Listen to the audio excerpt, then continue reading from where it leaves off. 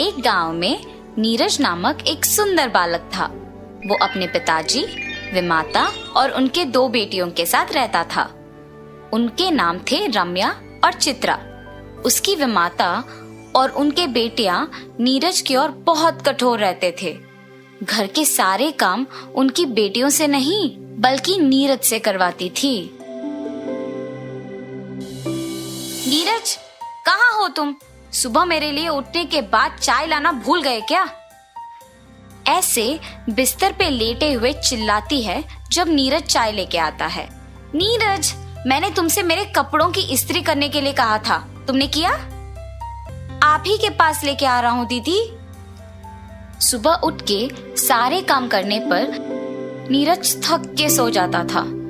एक दिन नीरज अपने विमाता को पानी दे रहा था जब थोड़ा पानी गलती से उन पे गिर जाता है।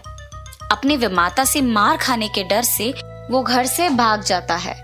जहाँ भी जाओगे घूम फिर के तो तुम वापस घर ही आओगे, तब देखती हूँ। ऐसे वो घर से निकलकर चलते चलते बहुत दूर चला जाता है।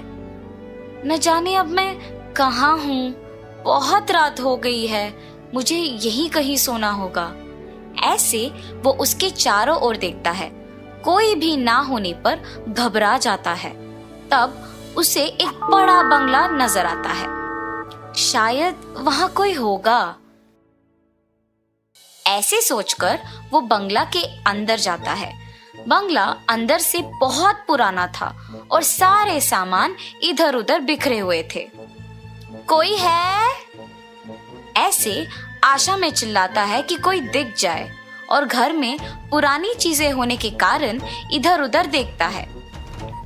तब उसे उन चीजों में एक चमकता हुआ कुछ दिखाई देता है। यहाँ के सारे वस्तुओं पे धूल है, मगर ये क्या है जो चमक रहा है? ऐसे नीचे पड़े हुए उस चमकते हुए वस्तु को उठा के उसे साफ करता है और तब देखता है कि वो एक आईना है। साफ करने के बाद वो एकदम नया दिखता है। ये चीज तो टूटा भी नहीं है और मेरे साफ करने पर नया दिख रहा है।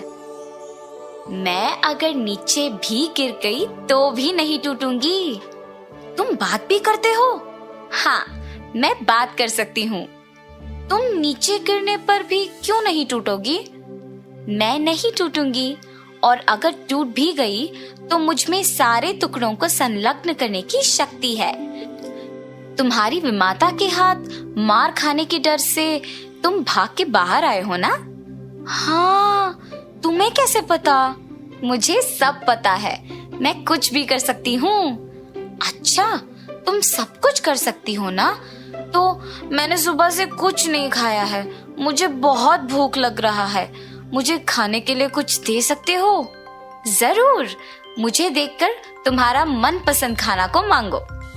नीरज जैसे ही आईने को देख के अपना मनपसंद खाना मांगता है, वो उसके सामने प्रत्यक्ष होता है और वो आश्चर्यचकित रह जाता है।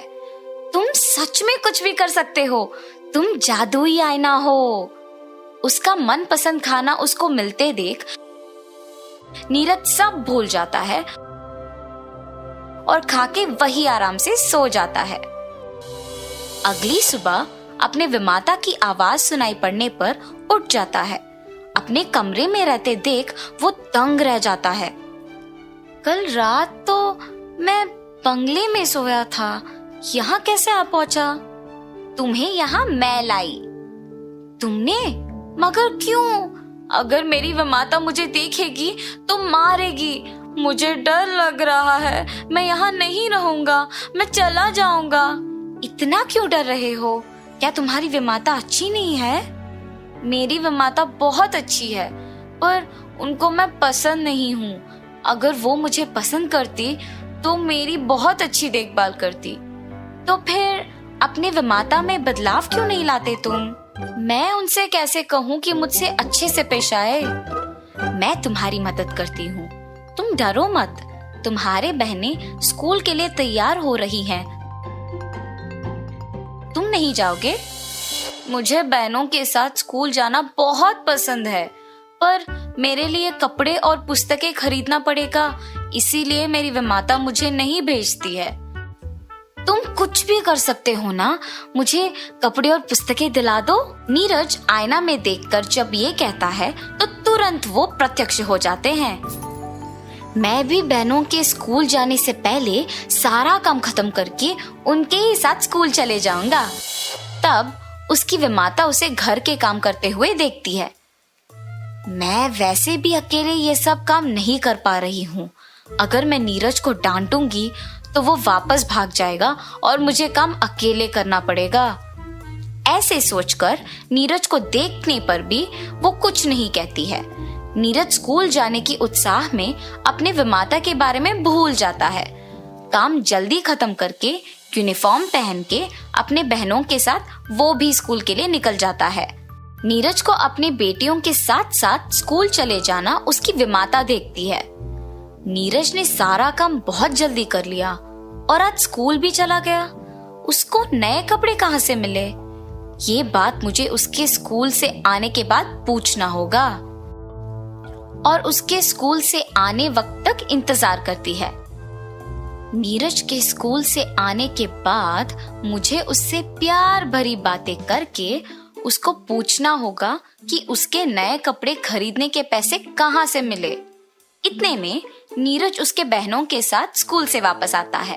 माँ, नीरज के हमारे साथ स्कूल आना मुझे बिल्कुल नहीं पसंद। हाँ माँ, मुझे भी। उनके माँ नीरज के नए कपड़े और पुस्तकों के बारे में जानने के लिए उन्हें चुप करवाती है। चित्रा, भैया को ऐसे नहीं बोलते। नीरज, इधर आओ बेटा। ऐसे प्यार से बुलाकर उसको अपने बगल में बिठाती है। बेटा, स्कूल का पहले दिन कैसे लगा तुमको? नीरज को जब विमाता उसकी माँ की तरफ प्यार से पेश आना देख उसे बहुत खुशी होती है। काश मेरी विमाता हमेशा मुझसे ऐसी ही बात करती। नीरज, बेटा तुम्हें ये स्कूल यूनिफॉर्म, बैग और पुस्तकें कहाँ से मिले?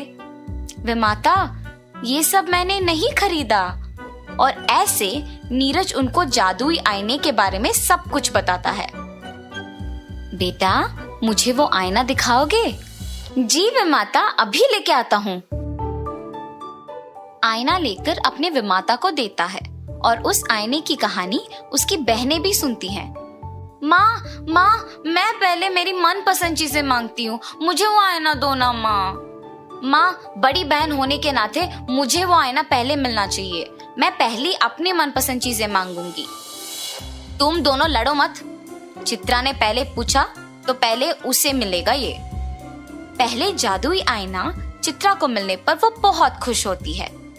मुझे सबसे खूबसूरत बनाओ।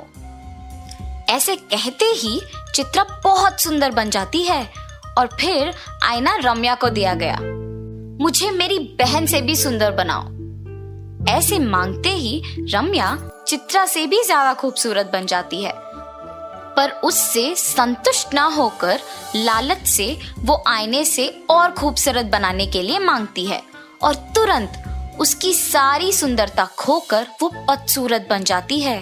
तब रम्या दुखी होती है, ये सोचकर कि ज्यादा खूबसूरत बनने के लालच में ऐसी स्थिति आ गई कि अपने आप को आईने में नहीं देख पा रही हूँ। रम्या को ऐसे बदसूरत देख उसकी माँ भी बहुत दुखी होती है। अपनी बहन और विमाता को दुखी देख नीरज जादुई आईने को अपने हाथ में लेके खुद अपनी बहन को सुंदर बनाने के लिए मांगता है। तुरंत उसकी बहन खूबसूरत बन जाती है।